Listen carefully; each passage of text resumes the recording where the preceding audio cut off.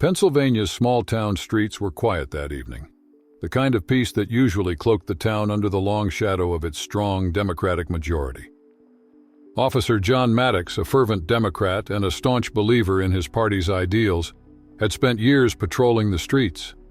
But his patrols were rarely limited to enforcing the law. He took it upon himself to subtly educate those whose political views diverged from his own. To Maddox, the town wasn't just a place to keep safe, it was a stage for the battle of ideologies.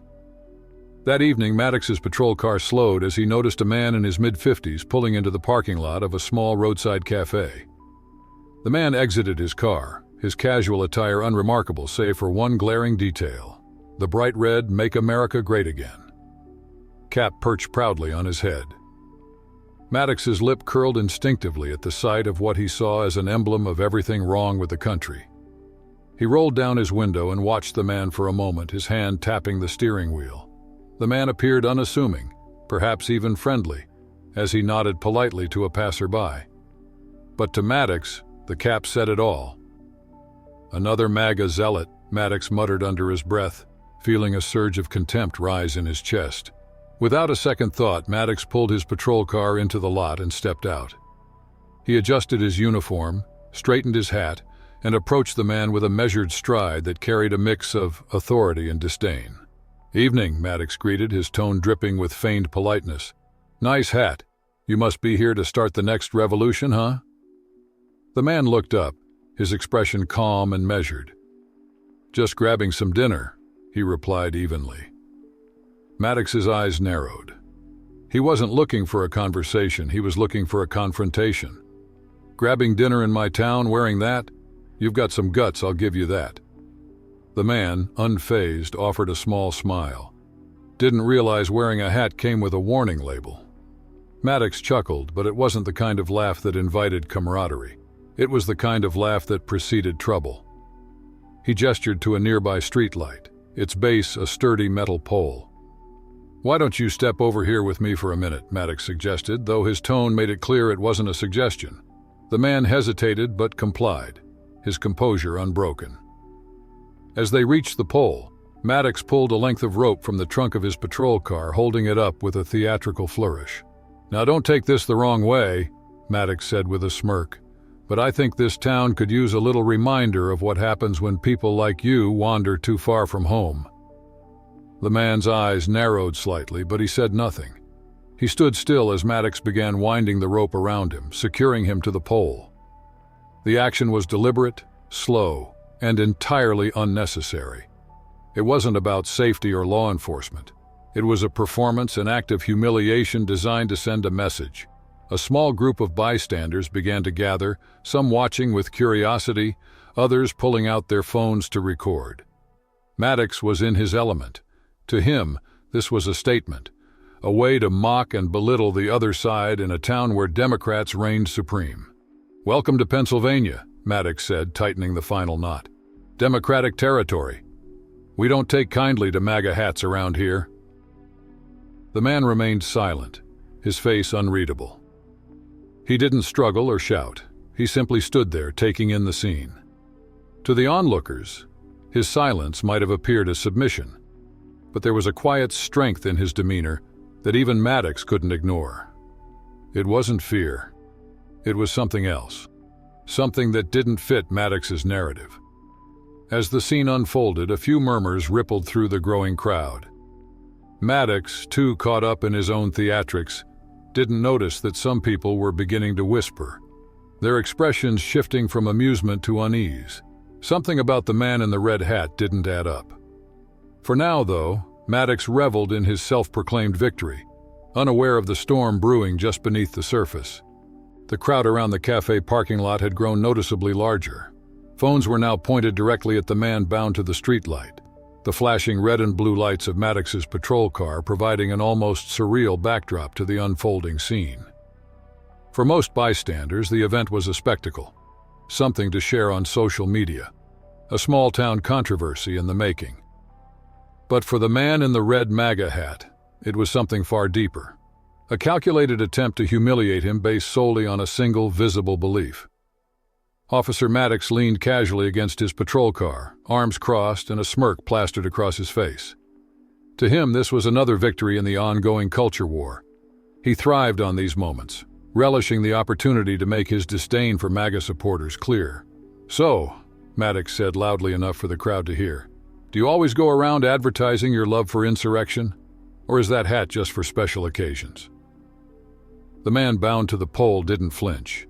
His calm demeanor remained intact even as Maddox's words dripped with venom.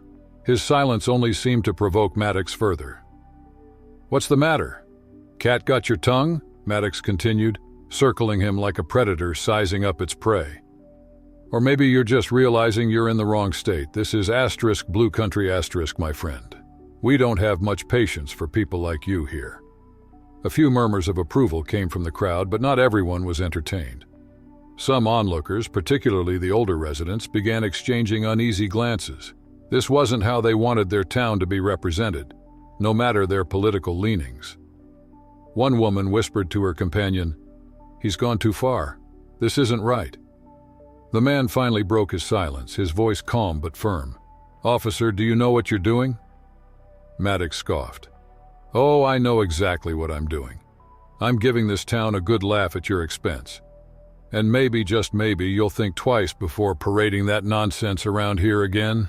The man's expression didn't change, but his words carried a weight that seemed to ripple through the air. "No," he said simply. "I don't think you do." The statement hung there, unanswered, as Maddox's smirk faltered for just a moment. It was the kind of response he hadn't expected, measured, almost ominous. It wasn't defiance or anger. It was something else entirely, something that made even the most brazen among the crowd shift uncomfortably. Then someone from the crowd stepped forward, an older man with a local newspaper tucked under his arm. He squinted at the man in the MAGA hat, his face suddenly paling as recognition dawned on him. "Oh my God," the older man muttered, loud enough for those nearby to hear. That's him." Whispers spread like wildfire through the crowd. "Who's him?" someone asked. But the older man was already fumbling for his phone, his hand shaking as he tried to pull up a recent article. A younger bystander glanced at the screen over his shoulder and froze. "It's the Homeland Security Chief," the young man said aloud, his voice tinged with disbelief. "That's the head of Homeland Security." The energy in the crowd shifted instantly. What had moments ago been casual entertainment now felt like a ticking time bomb. Maddox, still oblivious, continued his taunts. "Not much of a talker, are you?" Maddox said, though there was less confidence in his voice now. He could feel the weight of the crowd's stares shifting back to him, but he hadn't yet pieced together why. The man tied to the pole didn't acknowledge the whispers or the growing unease. Instead, he turned his calm, piercing gaze on Maddox and said, "You're going to want to untie me now." Maddox's bravado cracked. "Oh yeah, and why's that?" The man leaned slightly forward, his tone as sharp as a blade. "Because when this is over, I'll still be the chief of Homeland Security. And you'll still be the officer who thought this was a joke." The crowd went silent. Maddox's face drained of color. For the first time that evening, he realized just how badly he had miscalculated. The weight of the man's words hit Maddox like a freight train. Chief of Homeland Security? He blinked, his confidence unraveling, as the murmurs in the crowd grew louder. The whispers weren't just idle gossip anymore. They were ripples of recognition, shock, and judgment. Maddox's mind raced, trying to make sense of what was happening. "Homeland Security?" Maddox repeated, his voice cracking slightly. He forced a laugh, trying to regain control. "Yeah, right. You expect me to believe that?" The man didn't answer. He didn't need to. His steady, piercing gaze was enough. Someone in the crowd stepped closer, holding up their phone with a news article displayed prominently on the screen. The headline read, "Homeland Security Chief Robert Harrington visits Pennsylvania on unannounced tour." The color drained from Maddox's face as he stared at the screen. His jaw tightened, and for the first time that night, the smug confidence that had fueled his actions began to dissolve. The name Robert Harrington now echoed in his mind, aligning with the face of the man he had just humiliated in front of half the town. "You've got to be kidding me," Maddox muttered under his breath. His heart pounded as he turned back to Harrington, who stood motionless, the rope still wrapped tightly around his torso, a living symbol of Maddox's recklessness. The crowd, sensing a shift in power, grew bolder. Phones were raised higher, capturing every second of Maddox's growing discomfort. A local reporter, who had initially come to the cafe for a routine community piece, was now furiously taking notes and snapping photos, recognizing the magnitude of the story unfolding before them. "Is it true?" someone in the crowd called out. "Are you really the Homeland Security Chief?" Harrington, still composed despite his humiliating position, finally addressed the crowd. "Yes, I am." The statement hung in the air, silencing the murmurs. For the first time that evening, the focus shifted entirely from the man in the MAGA hat to the officer who had tied him up. Maddox felt the burn of every set of eyes on him, judgmental, curious, and in some cases, outright hostile. "Officer Maddox," Harrington said, his voice calm but carrying the weight of authority. "I'll give you one last chance. Untie me, now." Maddox hesitated, glancing nervously at the crowd. His reputation, his career, his entire sense of control was slipping through his fingers. He looked down at his hands, still clutching the loose end of the rope, and felt the sting of his own hubris. I didn't know," Maddox stammered. "I was just what?" Harrington interrupted, his tone sharp. "Making a point? Having a laugh at someone's expense? Did you even stop to think about what you were doing?" Maddox opened his mouth to respond, but no words came out. His earlier bravado was gone, replaced by a growing awareness of just how far he'd overstepped. The silence was broken by the older man with the newspaper, who stepped forward again.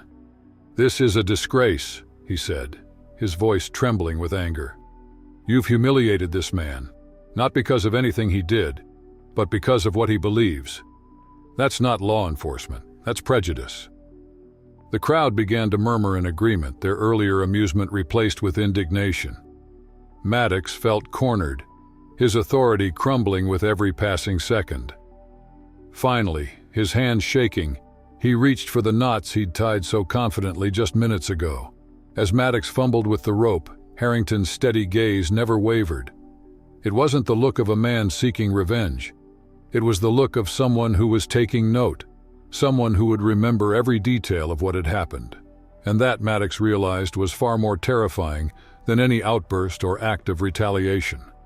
When the last knot came loose, Harrington stepped away from the pole, brushing off his jacket as though nothing had happened.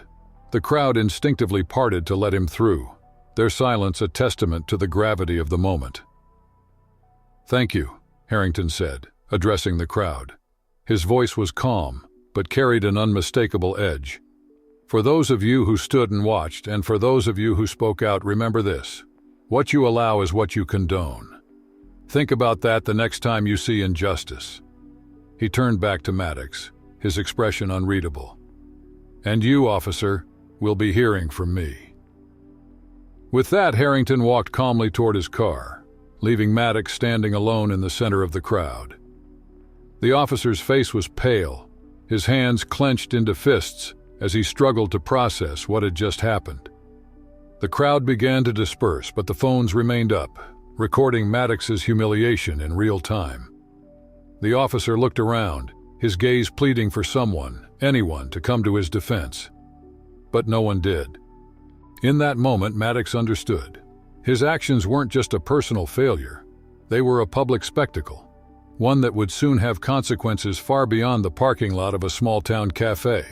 By the next morning, the incident had become a nationwide sensation. Videos of Officer Maddox tying Robert Harrington to the streetlight were circulating across every social media platform. Headlines ranged from scathing critiques of Maddox's actions to deep dives into the political polarization that had fueled the confrontation. For the small town in Pennsylvania, it was as though a bomb had gone off, shaking the community to its core. Pennsylvania cop humiliates Homeland Security chief over political beliefs.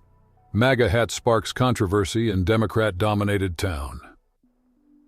Small-town officer faces backlash for public display of prejudice. In his modest office, Maddox sat slumped in his chair, his uniform unbuttoned, his phone buzzing relentlessly with calls and messages. His superiors had summoned him earlier that morning, their fury barely contained. He'd been officially suspended pending an investigation, and the local police department was scrambling to control the narrative. "You've made us a national embarrassment, Maddox," his captain had barked. "Do you even understand the damage you've done?" Maddox understood all too well. His name was everywhere, his face plastered across TV screens as commentators dissected his actions. The public outcry wasn't limited to Republicans. Even Democrats were condemning his behavior, arguing that his stunt had crossed every line of professionalism and decency. Meanwhile, Robert Harrington was handling the fallout with his characteristic calm. During a press conference held later that day, he stood before a sea of cameras, his demeanor composed and his voice steady.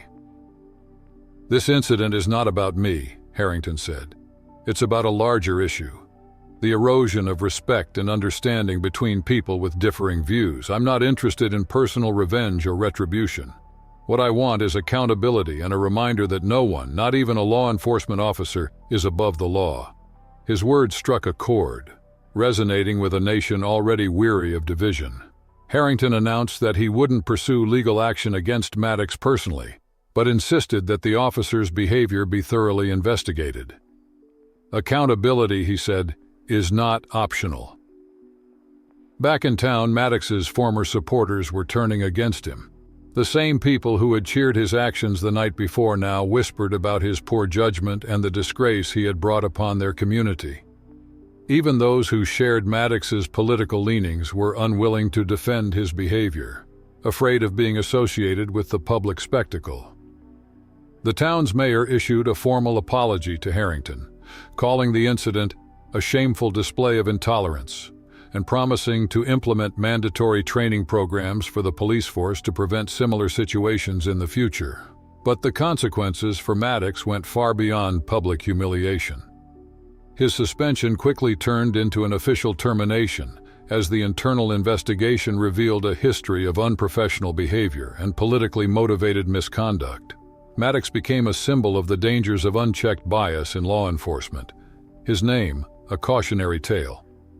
As for Harrington, he used the incident to foster a broader conversation about unity and respect.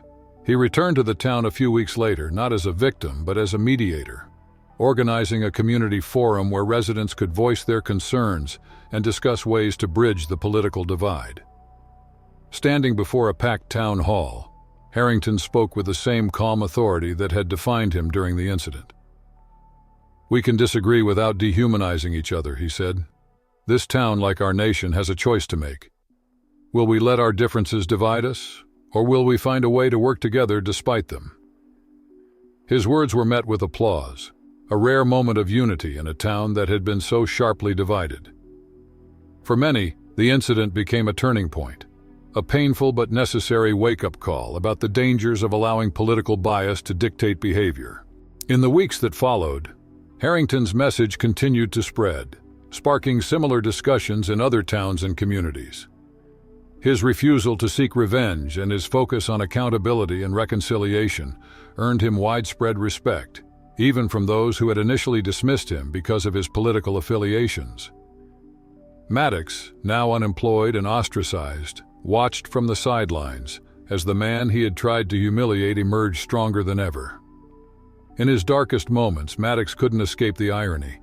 In trying to make a statement against Harrington's views, he had only strengthened the man's platform and made himself a symbol of exactly what was wrong with the nation's political climate.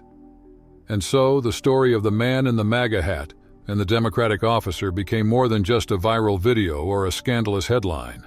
It became a parable about prejudice, accountability, and the enduring power of dignity in the face of humiliation.